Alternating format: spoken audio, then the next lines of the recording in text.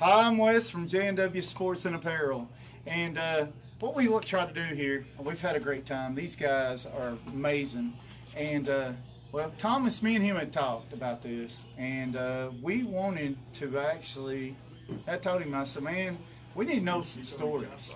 So we're fixing to let, Thomas is fixing to tell you some stories of some cool things that happened at the University of Georgia while he was a player. Go ahead, buddy. Yeah, so Wes and I was talking one day, and he asked me, he said, you got any stories that stand out? And I was like, yeah, I got one where 2007, going into the 2007 season, we wanted to kind of like really make our marking on history, so to speak. Cause I mean, you gotta think about it. I mean, UGA been around for so long. I mean, so many great teams, so many great eras. So we were just really trying to like have like that little signature moment. And we were trying to like figure out what would it be. It was just so much, so many epic historical moments. Like, how can we somewhat kind of compete with that? You know what I mean?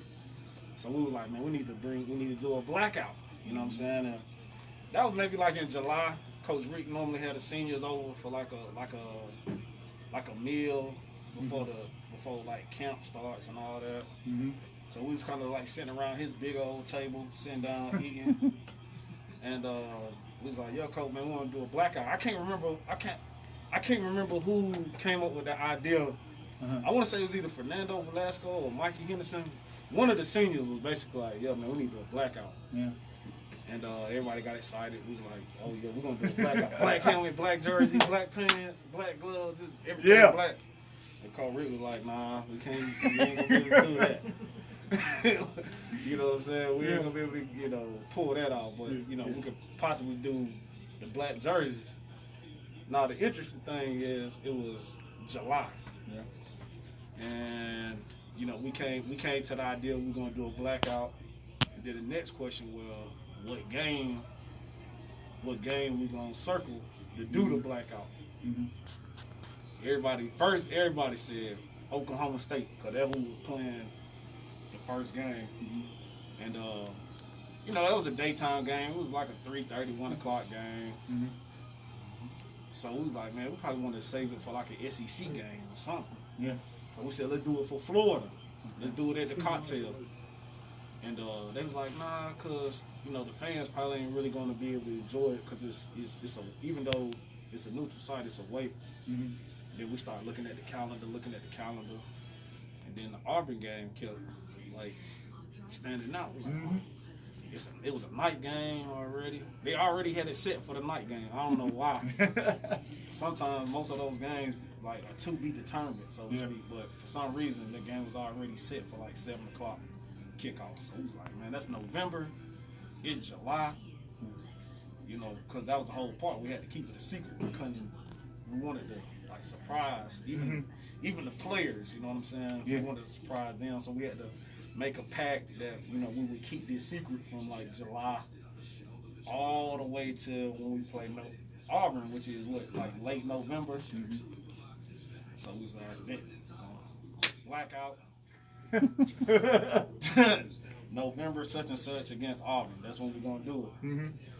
So psychologically, that put a lot of pressure on us as seniors to really get out and really set the tone for the season, because it didn't make no sense for us to have a sorry ass season and then do a blackout.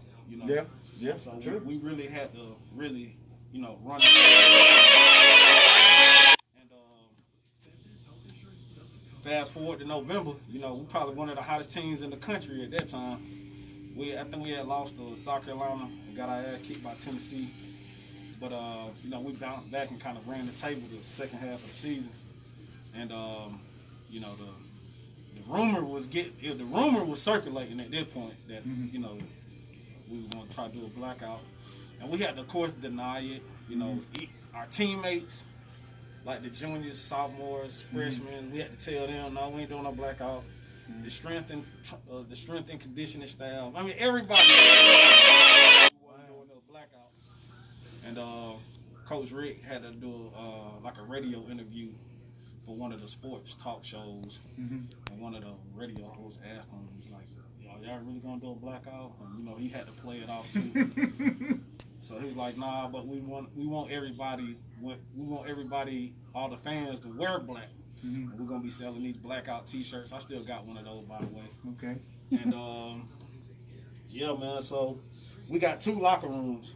You know, for the home games, we'll get dressed out at the Bucksmere building. That's where we get taped. Then, you know, we'll catch the bus for the dog walk, and then we get in the stadium. Then that's when we suit up, right? So mind you, the game was like 7 o'clock. So we got back from Lake Lanier maybe about 1 o'clock or so, 2 o'clock, something like that. And got into the locker room, and everybody, you could hear all the guys sobbing because they was mad because they thought the black jerseys were Oh, man. So the jerseys wasn't in there. It was still red, right? It was still red. Everybody doing pregame. Everybody a little down. Yeah. A little disappointed because, you know, they thought we was going to do black. Yeah. So so we dress out, we do the dog walk, we do the pregame, and we said, hey, look, coach, we're gonna change in the stadium locker room. That's when we're gonna release the black jerseys. We didn't want to do it in the Bucksmere. It was too early, right? Because fans were still, you know, they be hovering around the Bucksmere building. I mean, it's just pandemonium. It's just crazy. So we wanted to let the cat out the hat like at the last second, right? So get to the stadium, we do the dog walk. The fans, they disappointed, you know, because we hop off the bus with the red jerseys. Oh, yeah, I was one of them. I was like, yeah. So we walking through, doing the dog walk, do the pregame, and after the pregame, we'll come in maybe like 5 minutes before kickoff, get in the locker room, cut the lights off, say the prayer, right? So we say, hey, look, cut them lights off, say the prayer. We talk to training staff or the equipment managers. We say, look, put the black jerseys in each one of the chairs. So when the lights come on, everybody jersey in their chair, right? So right as we was getting ready to close out and do the prayer, the referees come in. Hey, we need the captains. So the captains got all they red. So they like, oh, we really ain't doing the black. So it's like we getting ready for kickoff at this point. It's like, what we gonna do, right? Yeah. So again, the fans, you can hear the fans in the crowd come in. The game it's already packed at that point, right? It's full capacity. It's rocking. You know what I'm saying? And the captains go out there, and you can hear the fans, doing that because they walking on to the field, doing the coin toss or whatever. And we close the door. Now, normally when we come out and run through the big flag, the big G flag, we'll kind of walk from the locker room to like the edge of the concrete, where the grass meet, like in the back of the end zone where the big dog at. That's where we normally will come, and then we'll run onto the field, right? Okay. So that was another thing. We didn't want to do that. Really? We didn't want to do that, right? So instead of us doing that, we ran from the locker room. So cut the lights off, lock arms. It's intense. Like, I mean, I get chill bumps right now. That's awesome. You know how we cut that light off, right? Yeah. And while we cut the light off, I can hear footsteps, like from the training staff, like trying to do this in the dark. You know what I'm saying? Like you can just hear like everybody trying to get all these jerseys. And I said, Keelan, right? I love that dude. That's my brother. I said, Keelan, say the longest prayer you can say to give the training staff enough time to put the jersey. Oh man, Keelan went to work, boy. It's nuts, man. He got through the prayer. He said, hey man, cut the lights on. And them jerseys was sitting in the chair. And it was like Christmas time, like 18, 19, 20, 21-year-old kids just jumping like Christmas. I said, they going nuts, man. It was crazy. So coach like, look, man, y'all only got 5 minutes. And y'all know them jerseys aren't like these, right? Man, they skin tight. It's on there, right? So, I mean, you got big. I mean, you think about the. Yeah. He's like, I'm trying to get the jersey on. Put the black jersey back on, and then it was go time. Yeah.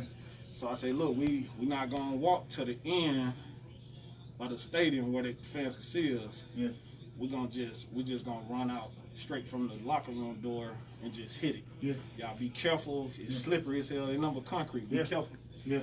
And man, we came with them black jerseys, and we ran out. And it just sounded like somebody dropped a bomb. It sounded like a B-52 just dropped a bomb in the middle of the G. Yeah. Yeah, and the crowd went crazy, and the captains on the field looked over. They was like, "You do my name!" So they did the kickoff, and they sprinting back to the sideline. Kickoff about to take off. They trying to get ready. Oh God! Yeah, then we ended up kicking ass, man, and ended up took that black jersey down to New Orleans and beat up on Hawaii. Oh yeah. Yeah, man, and that was the story. That was kind of like my little story on the Blackout, man. Blackout 2007. Yeah, that's Blackout awesome. 2007, man. That's how it went down, man. Yeah, I loved it. I always had an interception that game, 5 tackles. Yeah, man. Yeah, man. I just wanted to talk. I did ball out. It wasn't just. It was balling. It wasn't just for looks. Who was it was going to teach you the Ric Flair strut? Oh, you got to do strut. Do it. Oh, you already seen me doing it. Oh, let me do mine. You get this. Yeah. Okay, let me do mine. I did this. You gotta look at Lamar. The knee bend. Now, show them how it really done. That's how you gotta do it. Yeah, baby. Don't sue me, Rick. Don't sue me, Rick. Don't sue me, Rick. Don't sue me, Rick. Thanks, man. Yes, sir. Stuff like that here at JW Sports and Apparel. Man, this is like family. Oh, tell them about the mask.